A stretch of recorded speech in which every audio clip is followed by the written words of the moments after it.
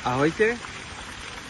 Keď sa hovorí o investíciách mesta, často si predstavíme veľké projekty, stavby alebo cesty. Nemali by sme však zabúdať ani na najmenších, na naše deti a na miesta, kde deti trávia väčšinu svojho voľného času.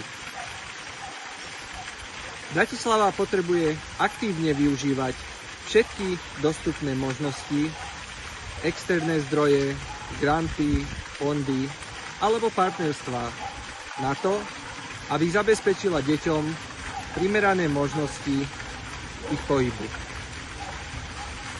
Deti majú právo na pohyb a potrebujú pohyb. Ak podporíte mladých ľudí, ktorí chcú do komunálnej politiky priniesť novú energiu, nové riešenia, nové nápady, spoločne dokážeme veci posunúť správnym smerom.